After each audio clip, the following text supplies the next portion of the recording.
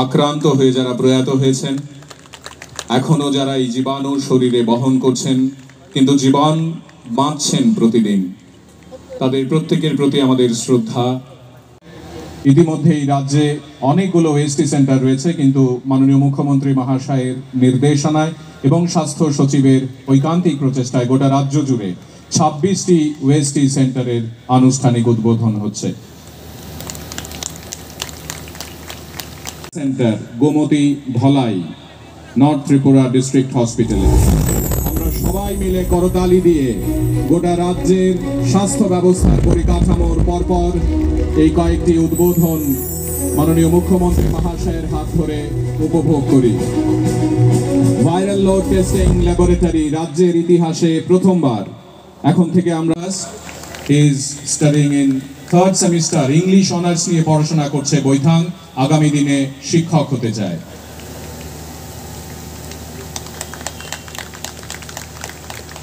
অনেক HIV positive ও শিরাপথে মাদক গ্রহণ করত।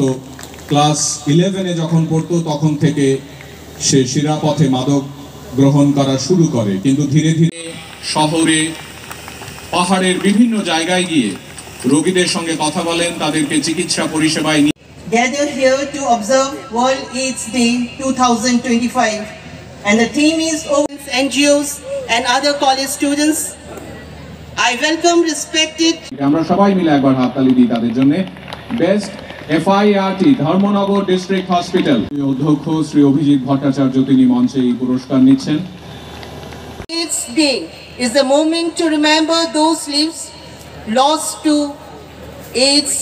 Support this program would have not been possible for involving all colleges. রাখি মাননীয় মুখ্যমন্ত্রী মহাশয়কে অনেক অনেক কৃতজ্ঞতা, সঙ্গে অন্যান্য অতিথিরা যারা মঞ্চে রয়েছেন তাদেরকে অশেষ ধন্যবাদ। মহোদয়াকে তিনি স্বাগত ভাষণ রাখবেন। কলেজ নানা জায়গায় গিয়ে এখন বৈথাং নিয়মিতভাবে সেশন নেওয়ার চেষ্টা করছে। Of World AIDS Day 2025 and virtual inauguration of Cancer Day Care Center at North Gumoti and Dhalai district আর 26টা যে ওএসটি যে সেন্টার একটু আগে আমরা ইনঅগ্রেশন করলাম, সেই উপলক্ষে আমাদের মাঝে উপস্থিত আছেন যিনি ভাইস চ্যান্সেলর, সম্মানিত vice chancellor MBB university doctor Bibhas Deb মহোদয়। তাছাড়া এখানে স্পেশাল গেস্ট হিসাবে যিনি উপস্থিত আছেন শ্রী কিরণ গিত্তে, সেক্রেটারি হেলথ, ওনার মূল্যবান বক্তব্য আমরা একটু আগে শুনলাম। Shri Vishal Kumar, DMN collector, Shri Namit Pathak, SP West Tripura, Shri Animesh Deb Barma, director higher education, Shri NC Sharma, director secondary education, doctor Debashis Deb Barma, director health services, doctor Anjan Das, director family welfare and preventive medicine. তাছাড়া যিনি স্বাগত ভাষণ আমাদের সামনে রেখেছেন project director Tripura state AIDS control সোসাইটির ডক্টর বিনীতা চাকমা মহোদয়া। তাছাড়া সাজু ওয়াহেদ, এমডি NHM, এবং এমবিবি ইউনিভার্সিটির যারা ফ্যাকাল্টিরা এখানে উপস্থিত, এবং এখানে উপস্থিত আছেন আমাদের জনপ্রতিনিধিগণ, সম্মানিত কর্পোরেটরবৃন্দ এবং অফিসার্স অফ হেলথ ডিপার্টমেন্ট এবং এডুকেশন ডিপার্টমেন্টে এবং অন্যান্য লাইন ডিপার্টমেন্টের যারা আধিকারিক থেকে শুরু করে যারা কর্মচারীরা উপস্থিত, এবং অন্যান্য যারা ডিস্টিংগুইশড গেস্ট আমার সামনে উপস্থিত আছেন, এবং বিভিন্ন যারা ডেলিগেটসরা এসছেন সোশিয়াল অর্গানাইজেশন এনজিওস থেকে, এবং যাদের জন্য আজকের এই প্রোগ্রাম, আমার প্রিয় ছাত্রছাত্রী বৃন্দ এবং মিডিয়া বন্ধুরা, সবাইকে আমি আন্তরিকভাবে এই বিশ্ব এইডস দিবস উপলক্ষে সবাইকে হার্দিক অভিনন্দন ও শুভেচ্ছা জানাচ্ছি। একটু আগে আমার পূর্ববর্তী বক্তারা এখানে বিস্তারিত আলোচনা রেখেছেন। WHO ওয়ার্ল্ড হেলথ অর্গানাইজেশন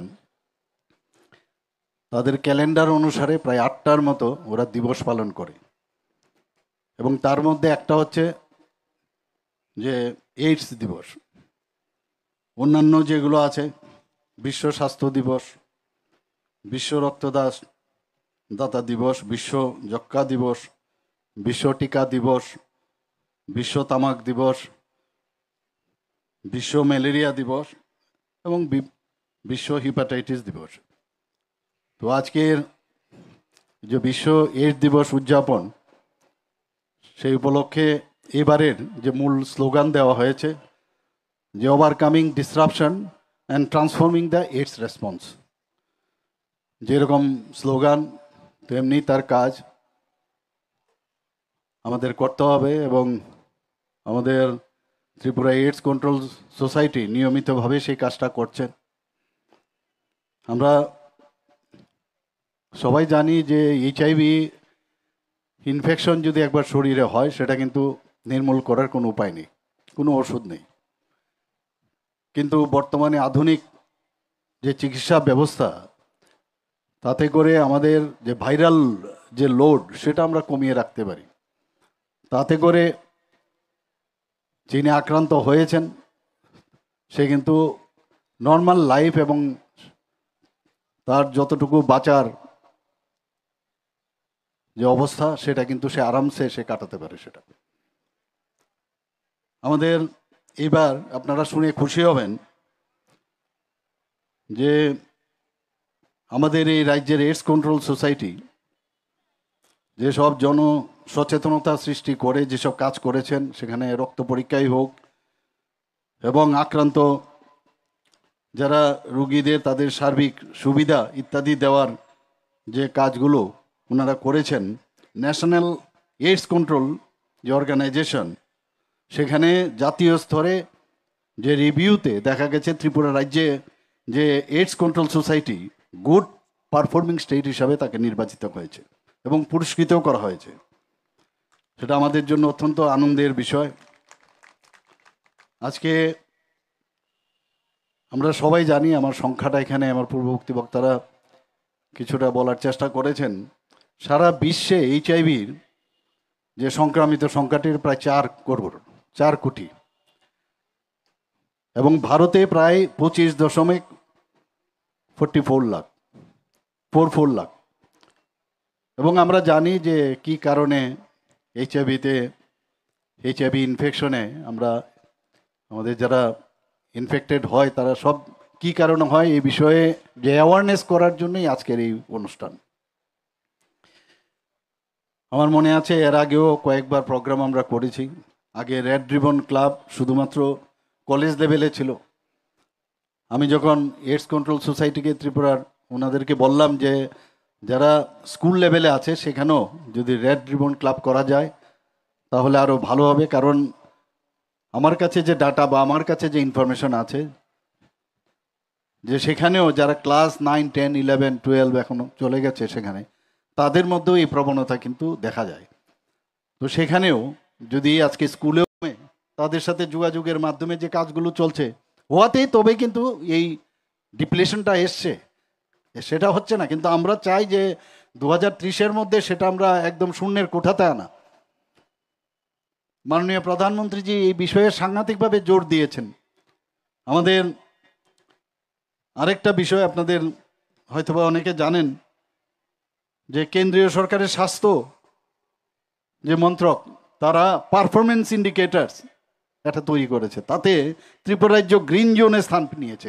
এটা আমাদের জন্য অত্যন্ত খুশির বিষয় যে সোশিয়াল পেনশন স্কিম ও বেনিফিটের সাথে যে HIV যারা আছেন তাদের সাথে যুক্ত করার জন্য এই আমাদের এই যে সম্মান সেটা দেওয়া হয়েছে।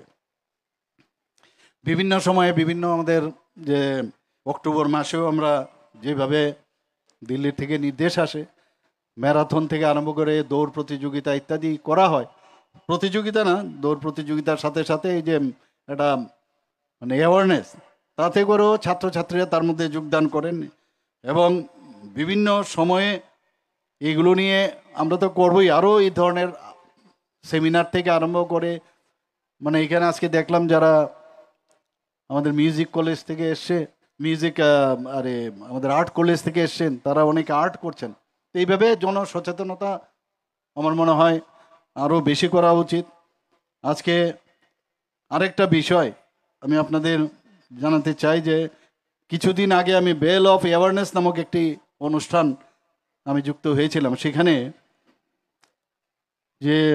যেটা আমি একটু আগে বললাম যে বিভিন্ন স্কুলকে যাতে যুক্ত করা যায়, এর জন্য এই যে ইনোভেটিভ আয়োজন হিসাবে কেন্দ্রীয় মন্ত্রক সেটাকে স্বীকৃতি দিয়েছে, অন্যান্য জায়গায় নেই সেটা।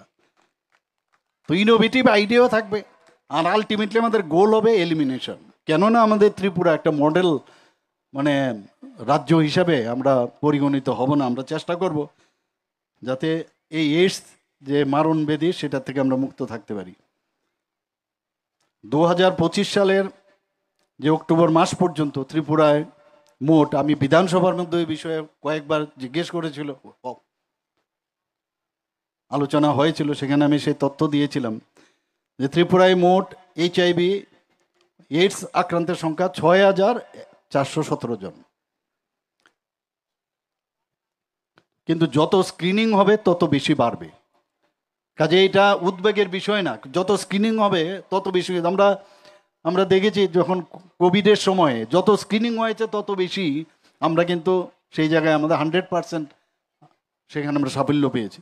এখানে এই 6,417 মধ্যে মহিলা 1,222 জন, আর পুরুষ আছে 5,189 জন, ট্রান্সজেন্ডার 6 জন। এই বিষয়গুলো নিয়েও কিন্তু আলোচনা। আমরা তো ভাবি কে জানে আছে না যে এতগুলো লোক আমাদের ত্রিপুরাতে আছে, এবং তাদেরকে আমরা কি করেছি, আমরা যে বিভিন্ন যেসব আমাদের মানে তাদেরকে যাতে আমরা ভাতা দিতে পারি, 2,000 টাকা করে তাদেরকে আমরা যারা আক্রান্ত আছেন HIV AIDS তাদেরকে 2,000 টাকা করে আমরা ভাতা দিচ্ছি, তাদেরকে যাতে নর্মাল জীবনযাপন করতে পারে। আমরা একটা চেষ্টা করছি আমাদের সরকারের তরফ থেকে, এবং আমি আশা করি যে আজকের এই যে এখানে যে ব্যবস্থাপনা, সেই ব্যবস্থায় আগামী দিনে আমরা যে কারণে আজকে এখানে সবাই একসাথে এখানে যুক্ত হয়েছি, আরও বেশি যে কর্মশালায় হোক, সেমিনার হোক, বা খেলাধুলা এবং বিভিন্ন অনুষ্ঠানের মাধ্যমে যারা আমাদের ইয়াং জেনারেশন আছে, যুব সমাজ, তাদের মধ্যে আরও বেশি সচেতন করার প্রয়োজন। আজকে আরেকটা বিষয় এখানে খুব ভালো লাগলো যে 3টি জেলায় যে ডে কেয়ার ক্যান্সার সেন্টার চালু করা হয়েছে, DCCC গোমতী জেলা এবং ধলাই জেলা এবং উত্তর ত্রিপুরায়। এতে করে কেমোথেরাপির ব্যবস্থা থাকবে 4টে, সেখানে বেডের ব্যবস্থা থাকবে। তাহলে ওরা কিন্তু আগরতলায় আসার প্রয়োজন নেই। কিন্তু আমাদের যে Atal Bihari Vajpayee regional cancer centre থেকে সেটাকে মনিটরিং করা হবে, এবং এখানে কিন্তু চাপটাও কমবে। ওখানে যদি কেমোথেরাপি দেওয়ার ব্যবস্থা থাকে এবং সেখান থেকে যারা স্বাস্থ্যকর্মীরা আছেন তাদেরকে এখানে এনে ট্রেনিং দেওয়া হবে। আমি আশা করি যে এই ধরনের যে আমাদের হেলথ ডিপার্টমেন্ট থেকে এই ধরনের একটা কার্যক্রম বা এই ধরনের যে একটা ইনোভেটিভ যে আইডিয়া ওনারা নিয়েছেন তাদেরকে আমি ধন্যবাদ দেব। টেলি কনসালটেশনও হবে নিয়মিত পরিদর্শনের মাধ্যমে, সেখানে পরিচালনায় থাকবে, এবং এই ধরনের আস্তে আস্তে করে সব জায়গায় সেটা আমরা করব। সবাইকে আবার এখানে উপস্থিত থাকার জন্য আরও বেশি অ্যাওয়ারনেস আমরা যুব সমাজের মধ্যে আমরা যাতে পৌঁছে দিতে পারি সে আশা আকাঙ্ক্ষা রেখে সবাইকে ধন্যবাদ দিয়ে, বিশেষ করে এইডস কন্ট্রোল সোসাইটি তাদেরকে আমি ধন্যবাদ দেব। ওনারা যেভাবে নিয়মিত কাজ করে চলছেন, কোনো জায়গায় কোনো গ্যাপ থাকলে নিশ্চয়ই আমাদের গোচরে আনবেন, আমরা এই বিষয়গুলো দেখব। কোনো জায়গায় কোনো এইরকম যেন না হয় যে না করার আছে করছি, এরকম না। কোনো মানে যা করার তার থেকেও বেশি এনথুজিয়াজম নিয়ে আরও বেশি কাজ করবেন। আমরা সবাই একসাথে মিলে